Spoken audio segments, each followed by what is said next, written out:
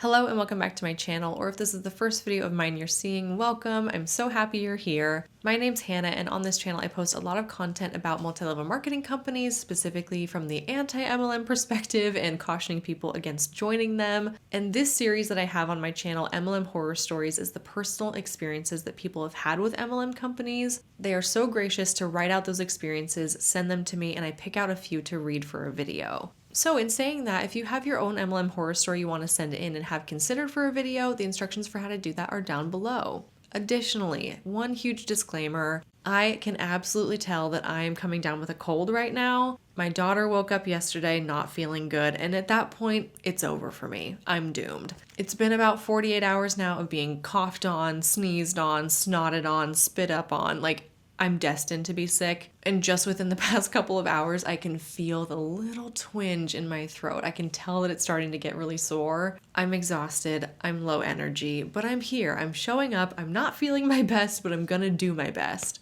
And all of that to say that this might be a little bit of a shorter video than normal. I think I'm probably gonna only get to 3 or 4 stories instead of my usual 5. I hope that's okay. I know you'll understand. I just have to film this video today because my family's coming in town for Thanksgiving. Whatever, you don't care about all that stuff. Today is the day to film the video, so I'm gonna suck it up and do it. But I did preview all of these stories. There's some good ones in here, so let's get into it today. This one says, "Hi Hannah, I just want to start this by saying thank you for all that you do. This story is a bit of a unique one involving Optavia, and without the help of your videos and the knowledge I've gained from them, I could have had a different ending. You truly have done some amazing work in shedding light on things that many would not have known before." Thank you. I really appreciate you saying that. That's very kind. "My name is blank, but I would like to stay anonymous if this makes it into a video. I work as a tattoo artist in Colorado, and I've been in the industry for almost 4 years. Not super long, but enough time has passed that I've gotten some crazy stories up my sleeve. This story, however, happened very recently and occurred right around the time that I was binging your horror stories playlist.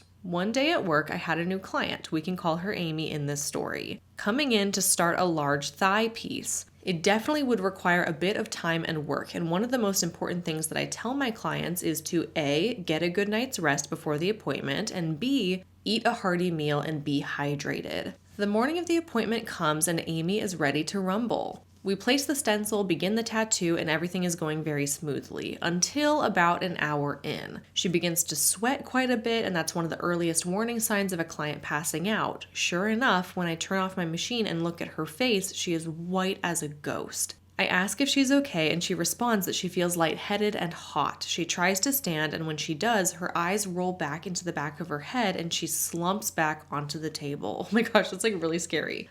I know this sounds super scary. I should just read ahead. Why do I always do that? Just finish the paragraph, Hannah. You don't have to interject every 2 seconds. I know this sounds super scary, but tattoo artists have a procedure for when something like this happens. When a client passes out or is close to it, it is typically due to a sudden drop in blood sugar. The body is so busy sending adrenaline and energy into trying to heal the wound of the tattoo that it inadvertently causes this drop in levels to happen. With this in mind, I laid Amy down flat on the table and began talking to her until I got a response. I asked all the typical questions, I gave her water, and I offered candy. However, when I did so, she immediately told me no. I tried to explain to her that we needed to get her body back to normal and that eating a Snickers is the fastest way to do so. But she let me know that she's on a diet and can't have anything like that. Of course, there isn't an immediate issue with this, so I ask her if she has snacks of her own to eat. She responds yes and proceeds to pull out an Optavia packet from her purse. My heart drops. I've seen enough of your videos to know that Optavia is practically a starvation diet, which is the opposite of what someone should be doing when they're getting a large tattoo. So just a little personal anecdote here is that I have a history of passing out or getting very, very close to passing out when I get my blood drawn, if I get an IV put in, or the thing that's coming to mind right now is when I got my belly button pierced. I was in high school and I never had a big piercing like this before, but it sounds like it was a very similar situation. It was a piercing shop similar to a tattoo shop. And the guy that did my piercing followed the exact same protocols that you're outlining here when I started to pass out, okay? I did the whole thing, sweating, vision going blurry, my face is turning white, I'm sure. I'm starting to feel like I'm going, and what does he do? He offers me candy. So this is probably a regular thing that goes on in tattoo shops, in piercing shops, I think. Because like you said, one of the ways to get that blood sugar back up is really quick sugar. So we're talking like juice or candy, something that is like pure sugar. Those things are known to help. And it definitely helped me in that situation. I remember kind of like leaning backwards and just sucking on a sucker for like 10 minutes. And that did the trick. Everything was fine. I just needed to like take a rest and get my blood sugar back up. And I give that personal anecdote just to validate this experience of like, okay, if someone's starting to pass out, give them sugar. And that's not you trying to like poison them with candy or give them something that's bad for them or whatever. It's just a quick fix to this exact situation to get them feeling a little bit better quickly. And yeah, that's gotta be so sad that she pulls out a snack from her purse that I know for a fact doesn't have much sugar in it, if any. And seeing her pulling out an Optavia snack has gotta be like, oh, like a big jab in the heart for somebody who is anti-MLM, right? Several things went through my head at once. This makes so much sense now. Is she just on the diet or is she a rep? How do I convince this poor woman to stop this MLM diet she's on without scaring her away? I didn't say anything immediately as I'm not much of a confrontational person despite the industry I'm in. However, the dilemma of finishing this dang tattoo is still there. I know that I can't proceed when she's feeling so unwell, and I also know that the weird puffy cinnamon stick she's eating won't help much at all. After a while of her chilling out, I bring up the fact that she's on a diet with very little caloric intake. I try to word things the nicest I possibly can and explain how we cannot proceed with the tattoo until she's eating enough to properly sustain herself. Amy says that she's only on the diet so that she can prepare for being a bridesmaid in a wedding and would like to fit into a smaller dress. She also tells me that she believes she's getting plenty of nutrients, as those who are also on Optavia have told her so.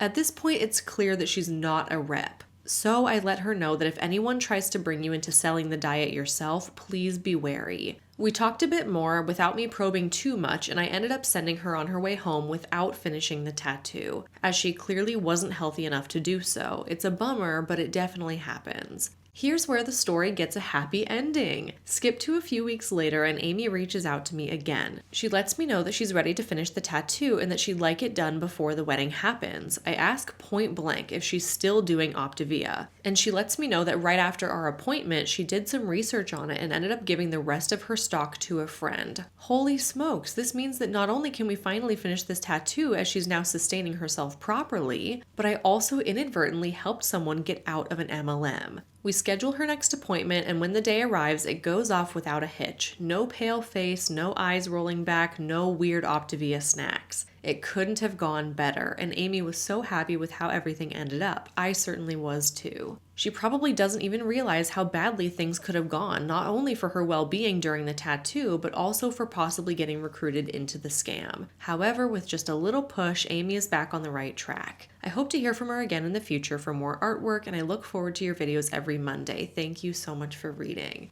I love a good story with a happy ending. I don't feel like we get many of these often. This is so refreshing. I'm loving it. And I think the way that you took on this situation is really helpful for us to highlight, in the sense that you were calm, compassionate, rational, and just letting her know, hey, I don't think this is the best thing you could be doing for your health and well-being. I'm a little bit concerned about you, seeing that you're not doing so well health-wise in our appointment today. And just kind of giving her a little nudge in the right direction of like, I haven't heard the best things about this company. You might want to do your own research on it. And not ostracizing her for it and not being so critical of her for getting involved with Optavia, but just letting her know you might want to look into it a little more. And she did. I think that's incredible. And this is an amazing example of leading with compassion and education and how effective that can be. And I'm so proud of you for doing it that way, because look at where it got us. She looked up Optavia, she learned something new, and she made a different choice for herself moving forward. That is exactly what we want to happen. So good for you.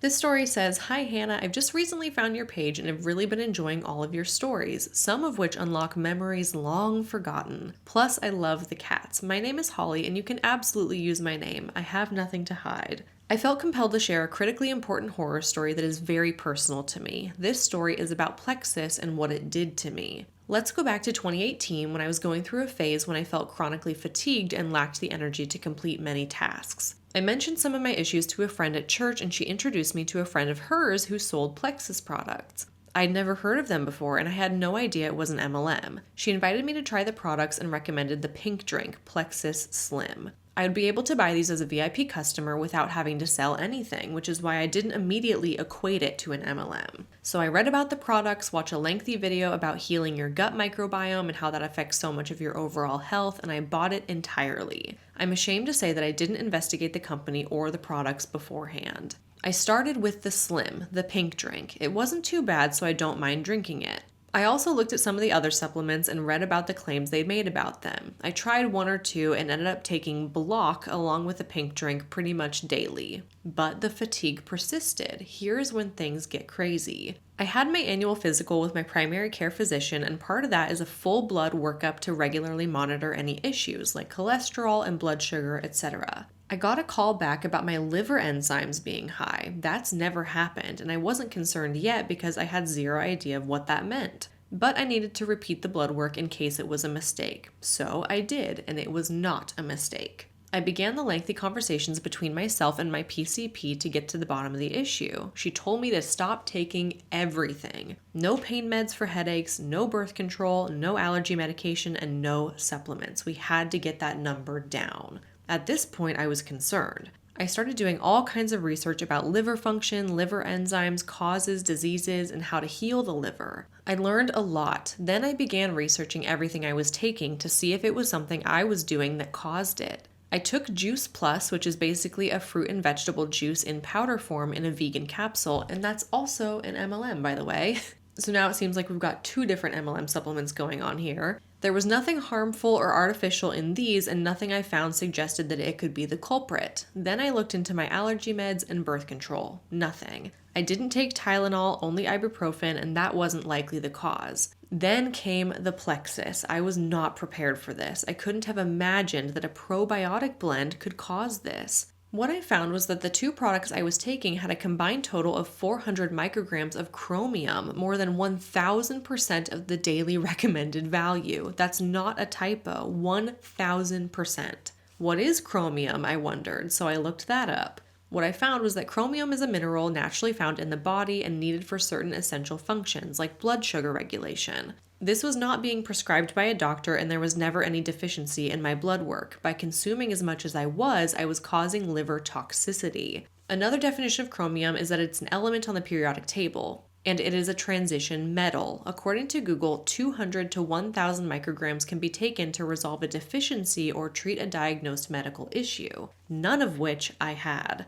So I brought this to my primary care physician to share what I found. She was curious and interested in my findings. Meanwhile, she had me going in for blood work nearly every week to see the trend of my numbers. They were going down, but slowly. She was consulting with specialists and was sending referrals for me as well. I met with a GI doctor who had an ultrasound to see if the liver was enlarged. It was not. The GI doctor advised that if the numbers did not resolve to a normal range, they would consider me a candidate for a liver biopsy, a very invasive procedure and expensive. I was concerned and decided to research a little more about the ingredients in Plexus. What I found was the dark truth about Plexus and that I was not the only one to have this experience. I reached out to my rep and shared with her the issues, and she responded with, quote, "Most people tolerate it really well. If you're not, you should stop taking it and see if you have underlying health issues." What's that? Underlying health issues? Clearly there would be no acknowledgement that these products could have caused the health issue, when none was ever present before. I had stopped taking them at the first sign of trouble, and I had almost weekly blood work done for close to 6 months. For the liver, it takes 3 to 6 months to filter out toxins and restore to a normal range only if no further toxins are introduced. Because of how insanely high my numbers were, it took a full 6 months. I was relieved because I was scary close to having that biopsy done, and that would have been the next step if that last result hadn't been normal. I wanted to share this because clearly Plexus isn't regulated by any rules, and they don't disclose anything about possible reactions as serious as this. Or at least they didn't. I can't say if they do now, but I doubt it. For anyone out there considering taking any supplements by an unregulated company, do your research before you suffer from liver toxicity due to metal poisoning. I'm glad to say I've made a full recovery, but if it hadn't been caught so quickly, I can't say the outcome would have been as good. My goodness, I think stories like yours are incredibly powerful because you have the experience of going to a doctor, having your blood work done, tracking those levels week after week after week for months, and sort of being able to pinpoint exactly the supplement you were taking that caused these issues for you. Of course, we can't make the blanket statement that everybody who takes these Plexus products are going to have these adverse reactions to them, but your story is kind of a warning of what might be able to happen if you do take Plexus products or any unregulated supplements for that matter. Because like you said, we don't really know what's in them. We're just taking the company's word for it. Honestly, that's all it really is. And I think it's also important to remember that more is not better. Having 1000% of the daily value of anything, I feel like, is not necessarily good for you. Of course, I don't know what I'm talking about on that front, but I'm just saying. It seems a little excessive. It seems a little unnecessary. Why would we need 1000% of the daily value of certain things? I guess you did mention in here that if you did have some kind of medically diagnosed deficiency in which you need to be taking these supplements in massive quantities to get yourself back into a normal range or something, then that would be fine. But like you said, that's a special case scenario. That doesn't mean that every single person out there can benefit from having 1000% of the daily value of chromium in their diet. So definitely proceed with caution. And now I'm starting to think about, what if people don't get regular blood work done? I mean, honestly, I don't get regular blood work done. I did when I was pregnant, but you said you were just kind of due for your annual exam right around the time you started taking these supplements, and they just kind of happened to catch it. It makes you wonder how many people out there are just taking supplements that their body does not need, although maybe they've been convinced that they need it by somebody in an MLM who's trying to profit off of them buying those products. But yeah, there could absolutely be things that are detected on a blood test of certain levels being way too high, and maybe you wouldn't have even known that if you didn't get it tested, right? So unless you're really keeping up with your health and getting regular blood work done, these kinds of things might go unnoticed. And then you just have to wonder what other kind of snowball effect that's going to have on your health down the road. So thank you for sharing your story, because specifically the people who are in supplement MLMs, they seem to have this notion that everybody can benefit from it and everybody needs this and it works so great in everybody's bodies. And you're the perfect example that that is not always the case. So I really appreciate you sending this in.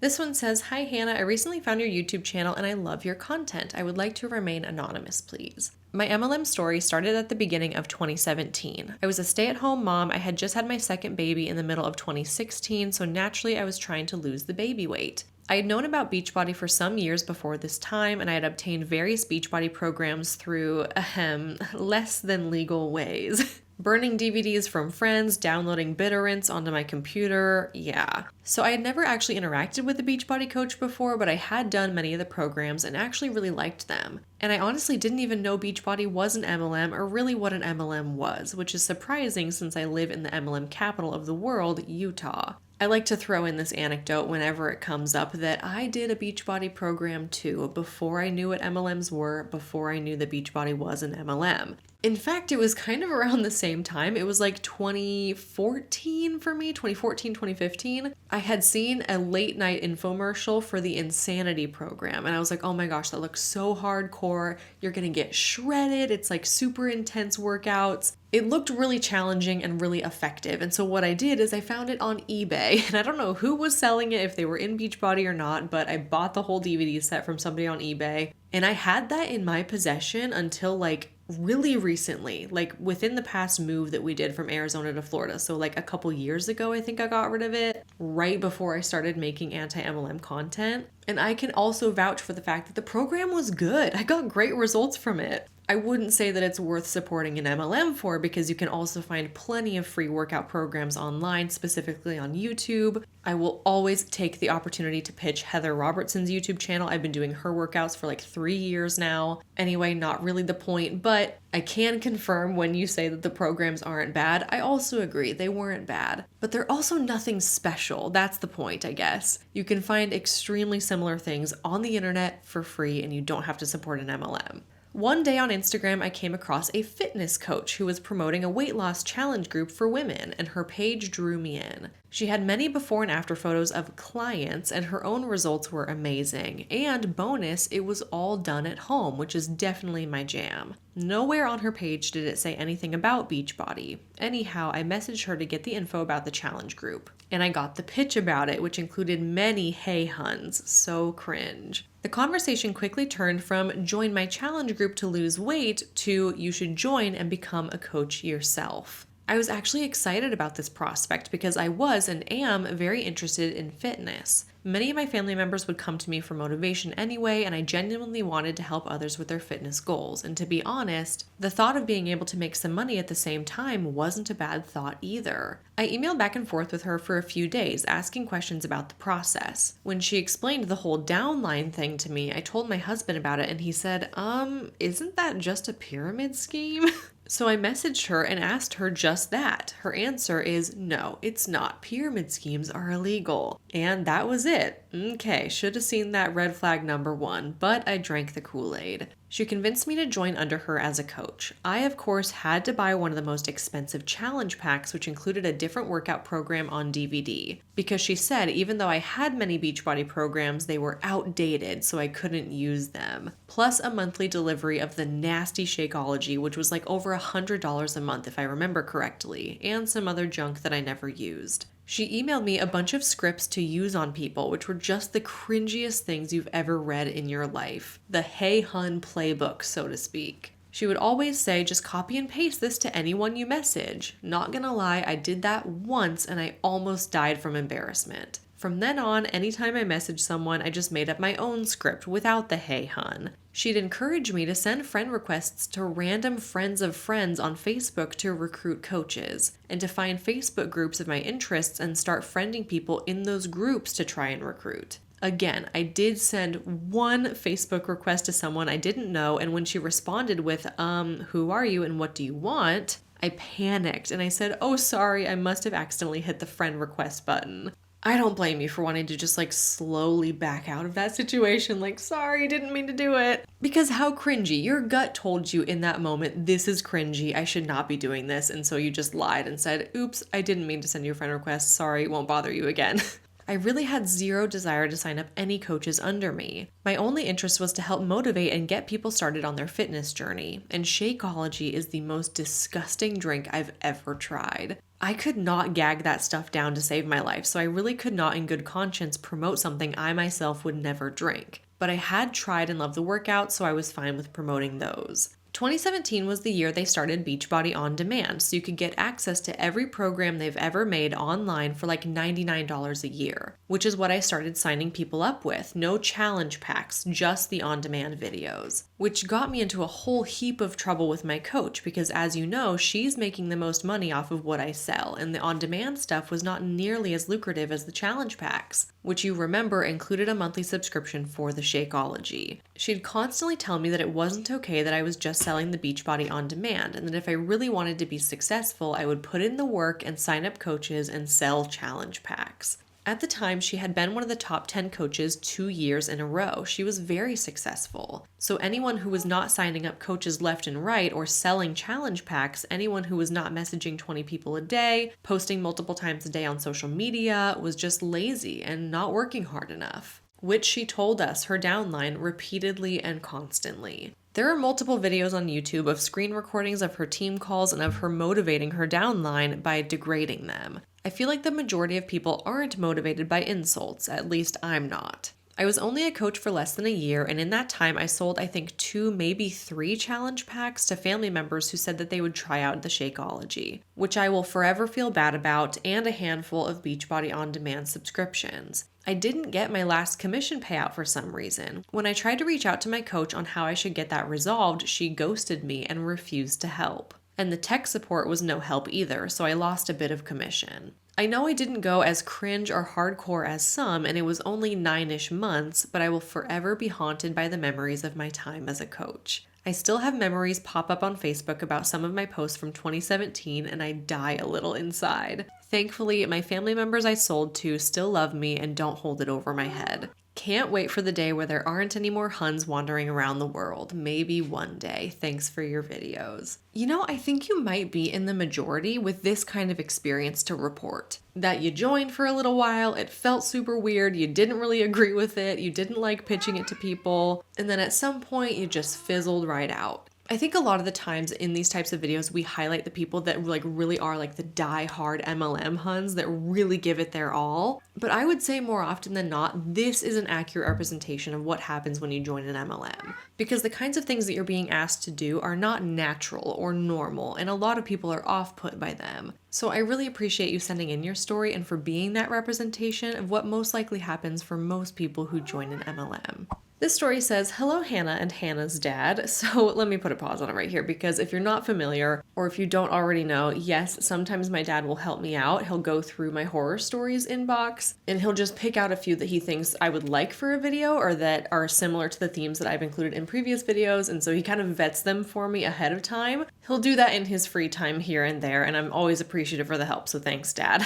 I hope everything is going well with you and your family. I know you have about 1,500 emails to read, but I didn't think one more would hurt. This story is on the longer side, but I believe it is worth the read if you decide to do so. It all started back in October of 2021. I was trying to leave a very toxic work environment. I was being bullied by my peers and higher ups, so I was looking for pretty much any job at this point. I got on Indeed and found a part-time receptionist job for a chiropractor in my town. The pay was low, but I just needed something until I could find something more stable. So I applied and I ended up getting it. I was so excited because I was ready for a change and to leave my toxic workplace. On my first day, I was being shown around the office for a more in-depth view of the place. I was looking on the shelves and saw that they were selling Young Living and doTERRA. I was confused why they were selling MLM products. Maybe they didn't know, and also why are they selling two conflicting companies' products? That in itself is very confusing because Young Living and doTERRA are both essential oil MLMs. They are competitors, and so it's weird to see them both being on sale at the same establishment,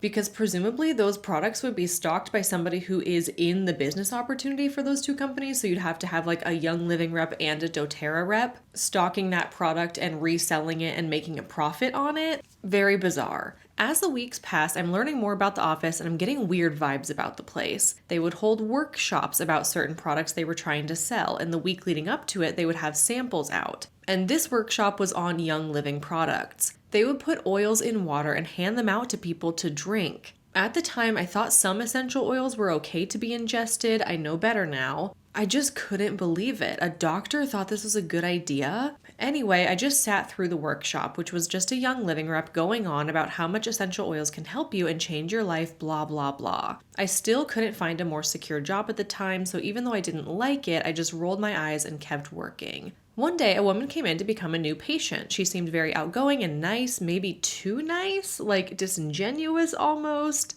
Either way, I was kind and I did my new patient workup. On her way out, I heard her talking to the doctor about her business and how she would like to set up a time to meet with her and talk about it. The doctor seemed a little iffy by the situation, but did end up agreeing to meet with her. I knew something was fishy about this, but I also didn't want to assume anything. I don't remember how long after her first appointment they had the meeting, but I think it was around a week or two later. She showed up, they went in the back and talked with the doctor and the two other employees for like 20 to 30 minutes. I wish I could have been a fly on the wall for that conversation. The doctor ended up saying that she would try out the products and do research, which from my understanding, her research was just her looking at the website and taking all the health claims as fact. Anyway, after a couple weeks, she would decide if she wanted to sell them to her patients. What are the products, you might be asking? It was the infamous Arbonne. As soon as I heard that, I got a huge pit in my stomach. Okay, so now we have a little bit more context. We have Young Living, we have doTERRA, and now Arbonne. And we're knowing now that these Arbonne products are potentially making their way to be on sale in the chiropractor office because a customer sells them. So maybe that's how Young Living and doTERRA found their way into the office, because some of the clients are selling it and they're kind of pitching it to the doctor to see if they can be granted permission to put a display up in the office. I don't know, it's very weird to me. I would like to take a pause in the story to give a quick backstory on the doctor, the two other employees, and the dynamics of her practice. The doctor and the other two employees, we will call them M and R. M was a little younger than me, I was 28 at the time, and R was probably the same age as the doctor, 50-ish. All three were religious, very health-oriented, and were all about self-help anything. Honestly, perfect prey for an MLM hun. And I am none of those things, so it did make work a little awkward at times. The real problem I have with all of this is a lot of the doctor's patients looked up to her and really listened to her and respected her opinion and advice on things, especially when it came to health and wellness. The patients were almost all religious as well, which is why I think her and her patients had that close bond. So me knowing how her patients viewed her and then hearing that she might start selling Arbonne is why I was so concerned. The doctor gets her products in the mail and starts taking them every day and is seeing some positive outcomes from them. Then the other 2 employees hopped on the program as well about a week later so they could know the products.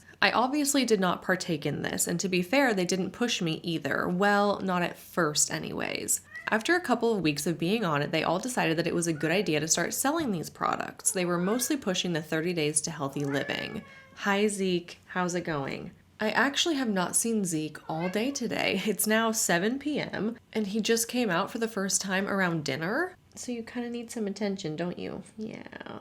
They started posting on Facebook and around the office about the Arbonne workshop they were holding, aka brainwashing workshop. It was my job as the receptionist to check the patients in and tell them about the products we had on sale, workshops, etc. That meant that I now have to talk about this stupid workshop, which I was not doing, and my coworker M noticed. There was a break with no patients, so she decided to come up to talk to me. She tried to get me to try one of the fizz sticks because apparently they are so good. I told her I do not support the business model of Arbonne, and she was confused and asked why. I told her they were a pyramid scheme. I don't remember what M said exactly after I said that, but she dropped the subject and just walked away. I thought, oh good, now she knows and will leave me alone about it. And I know she's going to tell the doctor, so maybe she'll rethink doing this Arbonne thing. I was unfortunately wrong. A couple days later, I had my quarterly review. In this review, the doctor and I were having a normal conversation on what I need to work on. That's when she brought up Arbonne. Our conversation in a nutshell was her saying that talking about workshops and selling products are part of my job and asked if I could do that. I told her, I'm sorry, but I don't know. This whole Arbonne thing isn't sitting right with me morals-wise. I just felt wrong knowing that it was an MLM. In my opinion, she was abusing her power to sell her patients these amazing products. We decided that I would keep working there, but I needed to sell the workshop. Honestly, I hated it there. It made me feel icky and I didn't want to work there anymore, but I didn't have a job lined up. So that night I started the job hunt. Until then, I was stuck. I'm going to skip ahead a couple weeks to the main event. The workshop was being held at a restaurant next to the office. Unfortunately, a lot of people attended. I don't have an exact number, but I would say probably close to 20 people came. At the time, this event didn't seem like they were trying to recruit. It was mostly just introducing people to Arbonne and selling the products, especially the 30 days to healthy living. This was the longest 45 minutes of my life. It was so hard just sitting there and listening to them spew this BS, and these innocent people were falling for it. I had to walk around and start cleaning up, and people were spending hundreds of dollars, and everyone was like, it isn't that expensive. It's just this much a day. I can't remember how much it broke down to. I went home and was just so furious. Well, let's look it up. Let's see what the 30 Days to Healthy Living program actually costs. I swear I look this up every few months for a video because I feel like it comes up regularly, and I swear to you, every time I look it up, the price has increased. That's not an exaggeration. I feel like this is the most expensive I've ever seen it listed on the website for $508. So 508 divided by 30, that's almost $17 a day. That's not cheap. And it sounds like these people at this event are talking about how affordable it is and how that's not even that much money per day. $17 a day in supplements, pills, powders, drink mixes. That's kind of outrageous. I don't see that as affordable in my eyes, at least. This doctor was using her power to trick these people into buying these trash and overpriced products. Looking back, I do believe they all thought they were helping people, but unfortunately, in reality, they weren't. And I feel like this happens to a lot of people who have fallen trapped to MLMs. I eventually was able to find a job and get out of that place. I thought I was done with the place, but unfortunately, I was not. I get a text from R, and by text, I should say novel, because she wrote me like a 10-page copy-paste text about the business and how I should join her team. I was in shock. She knew that I didn't approve of this stuff, yet she still sent me a text about it. The first time she texted me, I just said no thanks and hoped that would be it, but of course it wasn't. She texted me again, and I eventually just told her I wasn't interested. I know she just sent out a mass text and wasn't paying attention to who she was sending it to. Very on brand for these Huns. Thankfully, that was the end of it. I've not heard from them in over a year, and I hope it stays that way. This has been sitting in my draft since April of 2022, so I'm glad to finally be sending this in. I really wanted to share my story because I feel it's an important reminder to know that anyone can be tricked into these great opportunities and not to feel any shame for it. Thanks again for being our safe space to share our experiences. I think the biggest moral of your story is that the doctor of this chiropractic office really did have an abuse of power in this situation by requiring of you that you promote these products and these workshops for an MLM company, even though it's not something you agree with morally or ethically. And she kind of did have you backed into a corner a little bit, whether she knew it or not, because you weren't really happy at this job. You wanted out of this job. It was kind of a temporary thing for you, but you didn't have anything lined up yet. So you couldn't just drop this job. You couldn't just say, no, I'm not going to do those things that you're requiring of me and risk losing my job. There is that natural power dynamic here where she is your employer and you do kind of have to do what she says, I guess, to a certain extent. And it's very unfortunate that in this case, that was to push and promote an MLM company and their products. I'm getting weird vibes about this chiropractic office, I have to be honest. Just the fact that they have multiple different products on display for multiple different MLMs. Something weird is going on there. I don't know what it is. I don't feel good about it. But I am happy to hear that you found your way out to a new job, and we can only hope that this office is not continuing to sell MLM products, but honestly, it probably might be. And with that, my friends, that's all the stories I have for you for this MLM Horror Stories video today. I'm sorry that there were only 4, and I'm sorry they were a little bit on the short side. My throat is killing me right now. I have to go to bed. I did have one more story picked out. I just can't get myself to get through it today. I'm really sorry about that. I'm going to push that one to the next video instead. I hope my voice wasn't too raspy. I hope my congestion didn't come across too much, but if it did, thanks for bearing with me on that. And a huge thank you to everybody who sent in their stories today. Thank you so much for watching. I really appreciate you, and I'll see you in my next one real soon, along with Zeke.